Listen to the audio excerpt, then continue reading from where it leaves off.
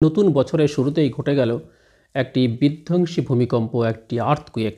1 জানুয়ারি 2024 সালে বিকেল 4:10 যে ঘটনাটি ঘটেছিল জাপানের সুজু থেকে প্রায় 7 কিলোমিটার উত্তর পশ্চিমে একটি অঞ্চল, যে অঞ্চলটি পড়ে নোটো পেনিনসুলার উপরে।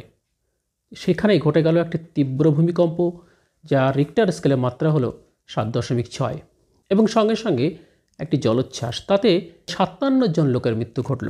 সেখান থেকে হাজার হাজার লোককে অন্যত্র সরিয়ে নিয়ে যাওয়া হলো। প্রায় 90% ঘরবাড়ি সম্পূর্ণরূপে ভেঙে পড়ল। এই হচ্ছে নতুন বছরের একটি কুখ্যাত ঘটনা, যা ঘটল জাপানে। এবং এই ভূমিকম্পের ফলে যে সুনামি হলো, সেই সুনামিতে একটি বিস্তীর্ণ অঞ্চল প্লাবিত হলো। সুনামি বলতে কি বোঝায়, কাকে বলে? অ্যাকচুয়ালি সুনামি হলো একটি টাইডাল ওয়েভ বা বলে হারবার ওয়েভ, মানে সমুদ্রের মধ্যে একটা ঢেউ। যে অসংখ্য ছোট ছোট ঢেউগুলো একত্রিত হলে একটি বড় ঢেউ সৃষ্টি হয়। এক জায়গার জল অন্য জায়গায় বিপুল পরিমাণে চলে যায়, অর্থাৎ displacement of huge volume of water. এটা এক জায়গা থেকে অন্য জায়গায় চলে যায়। এই চলে যাওয়ার ফলেই সেখানে জলোচ্ছ্বাস হয়। সেই জলোচ্ছ্বাস, জলের উচ্চতা কয়েক মিটার হতে পারে, 10, 20, 30, 40 মিটার পর্যন্ত হতে পারে। একটি ভয়াবহ অবস্থা। এই ভয়াবহ অবস্থার নামই হচ্ছে সুনামি। তবে এই সুনামির আমরা একটা আঁচ পেয়েছিলাম, সেটা ছিল 2004 সাল। সেই 2004 সালে বঙ্গোপসাগরের আশপাশে যে দেশ ঘটেছিল, সেই 14টি দেশে তার প্রভাব পড়ে। প্রথমে হলো তীব্র ভূমিকম্প, আর্থকুয়েক। সেই আর্থকুয়েকের পর যে প্লেটগুলো, টেকটনিক প্লেটের যে ডিসপ্লেসমেন্ট হলো, সরে গেল, ঠিক তার প্রভাবেই তীব্র জলোচ্ছ্বাস। জল এক জায়গা থেকে অন্য জায়গায় আসতে শুরু করলো, তীব্র ঢেউ। এবং ওই অঞ্চলের মানে ওই 14টি দেশের মধ্যে, তার মধ্যে আছে ভারতবর্ষ, বাংলাদেশ এবং রয়েছে মায়ানমার, ইন্দোনেশিয়া, এছাড়া আরও অনেক দেশ। সেই দেশের মধ্যে মোট মৃত্যুর সংখ্যা দাঁড়ালো শেষ পর্যন্ত 2,30,000। এই লোকগুলো সম্পূর্ণরূপে মারা গেছে বা তাদের খুঁজে পাওয়া যায়নি। অর্থাৎ এতটি প্রাণহানির আশঙ্কা করা হয়েছে, মানে এতটি লোক মারা গিয়েছিল সেই সুনামির জন্য। সেটা ছিল 2004 সাল, একটা তীব্র ভূমিকম্প এবং কি ভয়াবহ সুনামি। এই হচ্ছে সুনামির ইতিহাস। তবে মানে আমরা এই সুনামি যে 2004 সালে ঘটেছে তা নয়। সুনামির ইতিহাস জানা যায় খ্রিস্ট জন্মের প্রায় 479 বছর আগে একজন গ্রিক লেখক থুসাইডাইডসের লেখা দ্য হিস্ট্রি অফ পেলোনেসা ওয়ার। তবে এই কাহিনীতেই পাওয়া যায় সুনামির কথা। এই সুনামিটি ঘটেছিল কোথায়? গ্রিসের পোতেদা শহরে। এবং তার ফলে পোতেদা শহর কিছুটা ক্ষতির সম্মুখীন হলেও পার্শ্ববর্তী দেশ, ওই দেশ আক্রমণ করার জন্য প্রস্তুত ছিল সে সময়। সেই আক্রমণটা প্রতিহত হয়েছিল এই সুনামির দ্বারাই। অর্থাৎ সুনামি যেমন পোতেদা শহরকে কিছুটা ক্ষতি করেছিল, তেমনি বহিঃশত্রুর আক্রমণ থেকে রক্ষাও করেছিল। এটা ছিল সবথেকে ওল্ডেস্ট ইতিহাস, সবথেকে পুরনো ইতিহাস সুনামির। এবং সেটা ঘটেছিল আজ থেকে 2500 বছর আগে, বা খ্রিস্ট জন্মর 479 বছর আগে। এটা ছিল প্রথম রেকর্ড। পরবর্তীকালে আরেকটি রেকর্ড পাওয়া যায় 365 খ্রিস্টাব্দে, অর্থাৎ খ্রিস্ট জন্মের 365 বছর পর আলেকজান্দ্রিয়ায় আরেকটি ভূমিকম্প এবং তার জন্য আরেকটি সুনামির কথা পাওয়া যায়। এছাড়াও সুনামির কথা পাওয়া যায় 1755 সালের পর্তুগালের লিসবন শহরে। সেখানেও একটি তীব্র ভূমিকম্প হয়, সঙ্গে হয় জলোচ্ছ্বাস এবং হয় সুনামি। এছাড়াও হয় 1783 খ্রিস্টাব্দে ইটালি শহরে একটি তীব্র ভূমিকম্প লক্ষ্য করা যায়। এগুলো ছিল সুনামির সব ইতিহাস। আমরা এছাড়াও আরেকটা তথ্য জানি, সে হল 1883 খ্রিস্টাব্দ।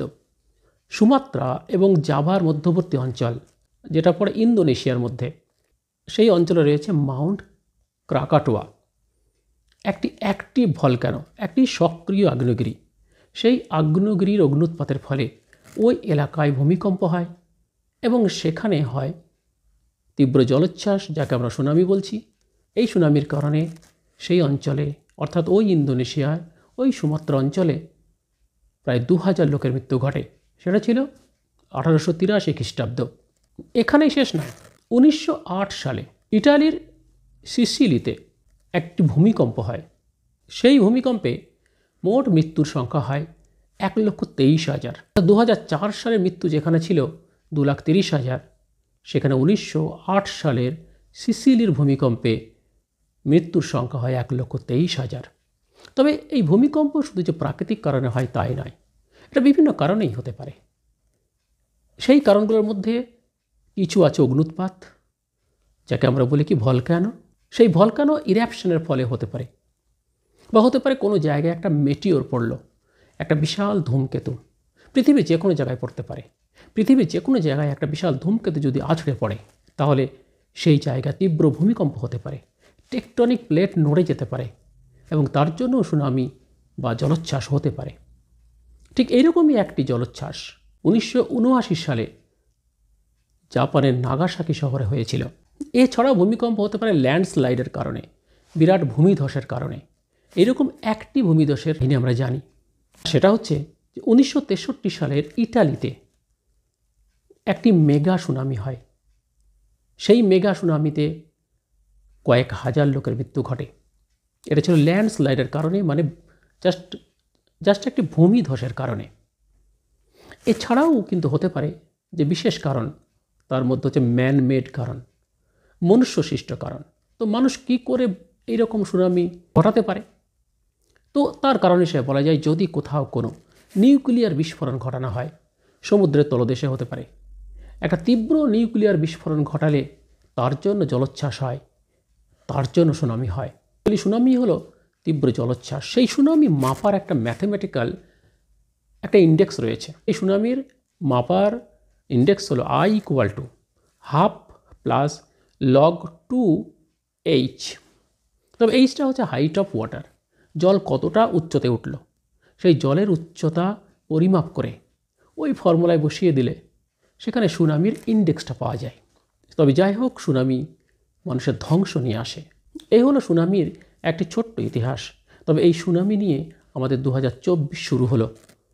এই 2024-এর 1 জানুয়ারি বিকেল 4:10 দিয়েই সুনামি এবং একটি ভূমিকম্প।